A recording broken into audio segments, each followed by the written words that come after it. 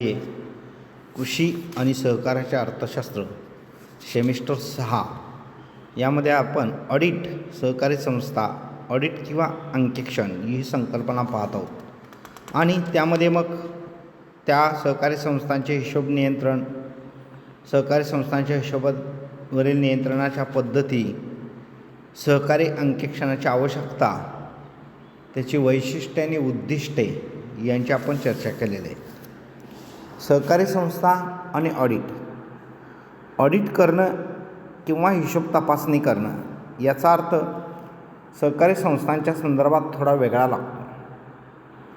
सर्वसाधारणपणे जेव्हा व्यापारी संस्थांच्या हिशोबाचे ऑडिट केले जाते तेव्हा त्याचा असा अर्थ लावतात की संस्थेने केलेल्या प्रत्येक खर्चाची, त्या वित्तीय वर्षामधल्या प्रत्येक खर्चाची पावती तपासणे, जमा रकमेची पावती तपासणे, हिशोबाची नोंद योग्य त्या पुस्तकातून व खात्यातून केलेली आहे किंवा नाही यांची तपासणी, एवढ्यापुरताच मर्यादित अर्थ लोक विचारात घेतात. परंतु सर्वसाधारणपणे सहकारी संस्थांचे हिशोब ऑडिट करणे म्हणजेच केवळ जमा पावत्या, खर्च पावत्या तपासणे एवढंच मर्यादित नाही. या गोष्टीची जाणीव आपल्याला या ठिकाणी ठेवावी लागणार आहे किंवा या संदर्भात आपल्याला याची सविस्तर माहिती करून घ्यावी लागणार आहे. या संदर्भात मॅकलेगन कमिटीने सहकारी संस्थांच्या ऑडिटबाबत पुढील मत व्यक्त केलं. कायद्यातील तरतुदीप्रमाणे सहकारी संस्थेची हिशोब तपासणी ही केवळ संस्थेच्या थकबाकीच्या रकमेची तपासणी करणे. ऑडिटबाबत मॅकलेगन कमिटीचं असं मत की त्यांनी फक्त कायद्यातील तरतुदीप्रमाणे सहकारी संस्थेच्या हिशोब तपासणी ही केवळ संस्थेच्या थकबाकीच्या रकमेचीच तपासणी करणे, संस्थेच्या मालमत्तेचे व देणे रकमेचे मूल्यमापन करणे या मर्यादित दृष्टिकोनातूनच इथं नाही किंवा एवढ्यापुरतीच नाही, तर या समितीच्या मताप्रमाणे केवळ संस्थेचा ताळेबंद तयार करण्यापुरताच हिशोब तपासणीचा मर्यादित उपयोग नाही, तर ऑडिटमध्ये किंवा अंकेक्षणामध्ये त्या ऑडिटरने, नोंदणी अधिकाऱ्याने हिशोबासंबंधी वेळोवेळी केलेल्या नियमाप्रमाणे त्या संस्थेचं कामकाज चालतं किंवा नाही याची तपासणी या ऑडिटरला करावी लागते. या संदर्भात संस्थेची रोख रक्कम तपासणी करणे, संस्थेचा हिशोब बरोबर असल्याचा दाखला देणे, संस्थेने योग्य कारणासाठी योग्य तारणावर कर्ज दिले आहेत का, त्याची परतफेड योग्य प्रकारे झाली आहे किंवा नाही यांची तपासणी करणे याबाबतचं काम त्या ऑडिटरचं किंवा अंकेक्षणाचं असतं. याबाबत आपल्याला माहिती करून घेणं आवश्यक आहे. तर त्याचबरोबर त्या संस्थेचा कारभार हा सहकारी संस्था अधिनियम कायद्यानुसार व संस्थेचे जे काही पोटनियम आहेत, कायदा आणि पोटनियमाला अनुसरून चालतात का नाही या संदर्भात चर्चा करणं गरजेचं आहे. तसेच संस्थेचा अधिकारी वर्ग, त्या संस्थेचे कार्यकारी सभासद या सर्वांनी स्वतःच्या कर्तव्याची व जबाबदारीची जाणीव आहे किंवा नाही या सगळ्या गोष्टी या ठिकाणी या ऑडिटरनं पाहणं आवश्यक आहे किंवा या ऑडिटरनं या संदर्भात याची चर्चा करणं आपल्याला आवश्यक असल्याचं पाहायला मिळतं. तसंच या मॅकलेगन समितीनं जर काही मत व्यक्त केलेलं आहे, त्या समितीचा मत व्यक्त केलं त्याचा सोप्या भाषेत आपल्याला अर्थ सांगता येईल, अगदी सोप्या भाषेत. म्हणजेच व्यापारी व इतर संस्थांची हिशोब तपासणी करताना ऑडिटरने फक्त व्यवहाराचेच ऑडिटर करावे. बघा, व्यापारी आणि इतर संस्थांची तपासणी करताना ऑडिटरने फक्त व्यवहाराचेच ऑडिट करावे अशी अपेक्षा असते. म्हणजेच त्या संस्थेमध्ये जे झालेले व्यवहार आहेत ते नीटपणे योग्य कायदेशीर आहेत का, योग्य त्या कायदेशीर हिशोब पुस्तकामध्ये त्याच्या नोंद केलेत का नाही, या सर्वच गोष्टीची त्या ठिकाणी काळजी किंवा तपासणी या ऑडिटरने घ्यावी लागते. पण त्या संदर्भात या ऑडिटरचा दृष्टिकोन हा वेगळ्या दृष्टीने असल्याचं आपल्याला पाहायला मिळतं.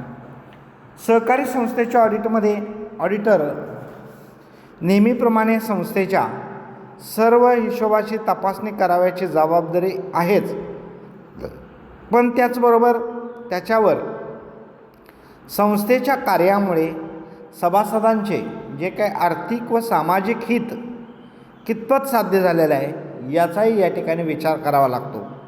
संस्था आपला व्यवहार करीत असताना त्या कायद्यातील तरतुदीचे किंवा पोटनियमांचं उल्लंघन तर करत नाही काय, त्या संदर्भात सुद्धा अगदी कार्य व्यवस्थित आहे का नाही याही संदर्भात माहिती घ्यावी लागते.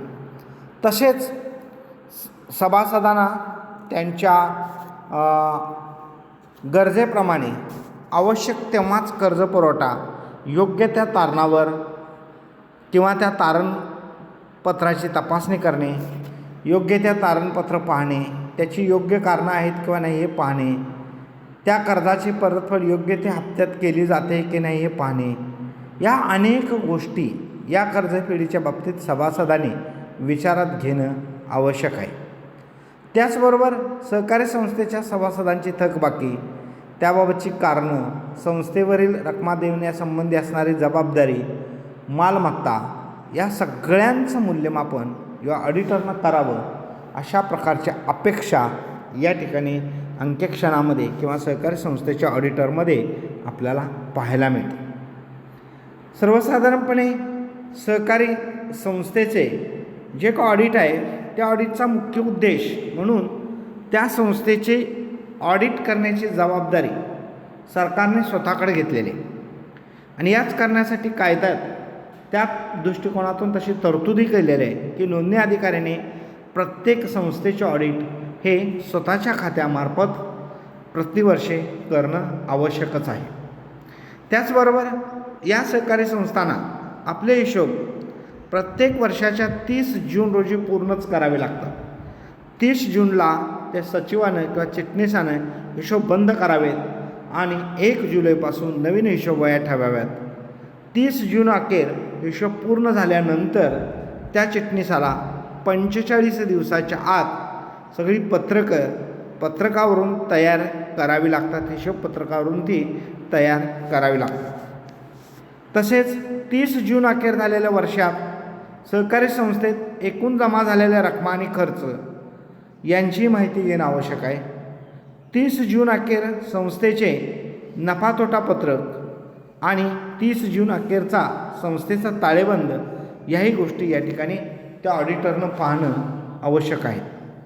संस्थेचं नफा तोटा पत्रक ताळेबंद सहकारी कायद्यातील तरतुदीप्रमाणे व सहकारी कायद्याने ठरवून दिलेल्या नमुनाप्रमाणे असावी. तसेच सहकारी संस्थेचा नफा तोटा पत्रक तयार करताना कोणती रक्कम टाकावी, खर्च टाकावी, उत्पन्नाचा कोणता भाग नफा समजावा, नफ्याची विभागणी कशी करावी, कोणता खर्च कोणत्या क्रमाने लिहावा, उत्पन्न कोणत्या क्रमाने लिहावे, ताळेबंदात संपत्ती, मालमत्ता, भांडवल कोणत्या क्रमाने कशा प्रकारे दाखवावे हे कायद्यातील नमुन्यात ठरवून दिले आहे व संस्थेने त्याच नमुन्यात ते तयार करावे अशा प्रकारची अपेक्षा या ऑडिटरची असते. आता या ऑडिटचे प्रकार हे गरजेनुसार व्यवसायाच्या स्वरूपानुसार केले जातात. यामध्ये व्यवसाय संघटन पद्धतीनुसार ऑडिटचे प्रकार, ऑडिटच्या कामाच्या स्वरूपानुसार व व्यवसायानुसार संघटनेच्या गरजेनुसार प्रकार, ऑडिटच्या स्वरूपावरून ऑडिटचे प्रकार, संपूर्ण ऑडिट, अंशतः ऑडिट, व्यावहारिक दृष्टिकोनातून ऑडिटचे प्रकार, वार्षिक ऑडिट, सतत ऑडिट, मध्यवर्ती ऑडिट, विशिष्ट उद्देशाने केलेले ऑडिटचे प्रकार, रोख खात्याचे ऑडिट, ताळेबंदाचे ऑडिट, विस्तृत ऑडिट, परिपक्व ऑडिट, संयुक्त ऑडिट, योग्यता ऑडिट, खास ऑडिट आणि कायद्यानुसार केलेलं ऑडिट. व्यवसायामध्ये त्यात खाजगी ऑडिट, सरकारी ऑडिट आणि अंतर्गत ऑडिट अशा पद्धतीनं हे ऑडिटचे प्रकार आहेत. आता या प्रकारांची आपण सविस्तर चर्चा करूया. पहिला प्रकार कायद्यानुसार केलेले किंवा नियमानुसार केलेले ऑडिट. यानुसार आपण पाहत असताना सरकारने सहकारी खात्यानुसार किंवा कायद्यातील तरतुदीनुसार अशा प्रकारचं ऑडिट करणं आवश्यक आहे आणि हे ऑडिट सक्तीचं आहे. याला बऱ्याचदा वार्षिक ऑडिट म्हणतात आणि अशा प्रकारे 1956चा कंपनी कायद्यानुसार आपल्या जमा खर्चाची, हिशोबाच्या पुस्तकांची तपासणी या ठिकाणी ऑडिटरने करून घ्यावी लागतात. कायदेशीर ऑडिटच्या ढोबळमानाने 3 प्रकार पडतात: कंपनी ऑडिट, विश्वस्त हिशोब पुस्तकांचे ऑडिट, सहकारी संस्था, बँक इत्यादींचे ऑडिट. त्यानंतर खाजगी ऑडिट हे अर्थव्यवस्थेतील उद्योग व्यवसाय करणाऱ्या सर्व संस्थांना हे खाजगी ऑडिट करणं आवश्यक आहे. सक्तीचं असतेच असं नाही, पण अशा संस्थेने आपला कारभार स्वच्छ ठेवावा, योग्य ऑडिटर करून घ्यावं, यालाच खाजगी ऑडिट असं म्हणतात. सरकारी ऑडिट केंद्र सरकार, राज्य सरकार तसेच अनेक संस्था, स्वराज्य संस्था या संस्थांच्या हिशोबाच्या पुस्तकांचे ऑडिट योग्य प्रकारे करणं याला सरकारी ऑडिट असं म्हणतात. त्यानंतर अंतर्गत ऑडिट संस्थेच्या हितासाठी संस्थेने ऑडिटची स्वतःच केलेली व्यवस्था म्हणजेच अंतर्गत ऑडिट. या ठिकाणी ऑडिटर ते मान्य करत असतात. त्याचप्रमाणे हिशोबावर नियंत्रण ठेवणे, संस्थेचे वार्षिक ऑडिट सुलभ आहे की नाही पाहणं, जमा पुस्तकं पाहणं, योग्य खर्च लिहिला आहे की नाही, योग्य जमा खर्च मेळ घातला आहे की नाही, अशाही गोष्टी या ठिकाणी असतात. चुका, अफरातफर, अनियमितपणा यांना त्यामुळं पायबंद बसतो. आता ऑडिटच्या कामाच्या स्वरूपानुसार त्या ठिकाणी केलं तर संपूर्ण ऑडिट कामाच्या स्वरूपानुसार. या ऑडिटमध्ये हिशोब पुस्तकातील सर्वच व्यवहाराचं परीक्षण केलं जातं. संपूर्ण ऑडिट त्या ठिकाणी केलं जातं. कोणता कालावधी त्यातून सोडला जात नाही, त्याचबरोबर कोणालाही सूट दिली जात नाही आणि त्या ठिकाणी हे ऑडिट फार महत्त्वाचं असतं. अंशत ऑडिट हिशोब पुस्तकाच्या काही ठराविकच भागांची, विशिष्ट काळातील व्यवहारांची या ठिकाणी ऑडिटरची नेमणूक केली जाते. त्याला अंशतः ऑडिट असं म्हणतात. अंशतः ऑडिट असं या ठिकाणी म्हटलं जातं. त्यानंतर वार्षिक ऑडिट जेव्हा वर्षाच्या शेवटी संस्थेचे लेखापरीक्षण केले जाते त्याला वार्षिक ऑडिट म्हणतात. 1 जुलै ते 30 जून असे आर्थिक वर्ष असतं. या आर्थिक वर्ष संपल्यानंतर 45 दिवसाच्या आत या ठिकाणी जमा खर्च पत्रक, नफा तोटा पत्रक, ताळेबंद यांची हिशोब पत्रक तपासणीसाठी तयार करावी लागतात, ती पाठवावी लागतात. त्यानंतरच निबंधक लेखापरीक्षकाची नेमणूक करून त्या हिशोब तपासणी पाठवून देत असतो. त्यानंतर सतत ऑडिट. या ठिकाणी ऑडिटमध्ये हा एक प्रकार आहे की सतत ऑडिट केलं जातं. कर्मचारी वर्ग वर्षभर सातत्याने हिशोब तपासणी करतो, त्यास निरंतर ऑडिट म्हणतात, सतत ऑडिट म्हणतात. आणि या प्रकारानुसार आठवड्याने, महिन्याने, दर ठराविक मध्यांतराने ऑडिट केलं जातं.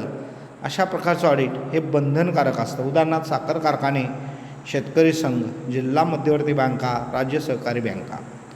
त्यानंतर मध्यवर्ती ऑडिट.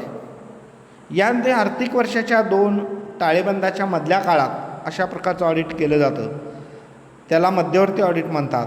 या ऑडिटमुळं संस्थेला त्याच्या वास्तव्य कामगिरीची कल्पना येते. मध्यवर्ती ऑडिटमुळे वार्षिक ऑडिट करण्यास मदत होते. विशिष्ट उद्देशाने केलेले ऑडिट. रोख खात्याचे ऑडिट एखाद्या व्यवसाय संस्थेच्या विशिष्ट कालावधीत केलेल्या ऑडिटच्या माध्यमातून असतं. एक रोख ऑडिट म्हणतात. या ऑडिटमुळे संबंधित कर्मचाऱ्याची अफरातफर किंवा लबाडी करू शकत नाही. त्यानंतर ताळेबंदाचे ऑडिट. या ऑडिटमध्ये ताळेबंदातील विविध मालमत्ता, देणी, रकमा या सर्वच बाबींच्या मूल्यमापनाचे कार्य केलं जातं. ताळेबंदाचे ऑडिट. त्यानंतर विस्तृत ऑडिट. या ठिकाणी जमा खर्च विस्तृतप्रमाणे सखोल तपासणी केली जाते. नंतर परिव्यय ऑडिट, संयुक्त ऑडिट, योग्यता ऑडिट, खास ऑडिट अशा प्रकारे सुद्धा ऑडिटचे प्रकार एका विशिष्ट उद्देशानेच आपल्याला पाहायला मिळतात. आणि त्यामुळेच योग्यता ऑडिट, ऑडिटरला शिष्टाचार ऑडिट, संयुक्त ऑडिट असतं, परिव्यय ऑडिट असतं, खास ऑडिट एखाद्या संस्थेसाठी असतं. अशा पद्धतीने ऑडिट आणि ऑडिटरचे प्रकार या संदर्भात आपण या ठिकाणी चर्चा केलेली आहे. धन्यवाद. पुढील तासाला आपण ऑडिटरची भूमिका पाहणार आहोत, ऑडिटरची कामं आणि या ऑडिटर पद्धतीचे गुणदोष याही संदर्भात आपण पुढील तासाला चर्चा करणार आहोत. धन्यवाद.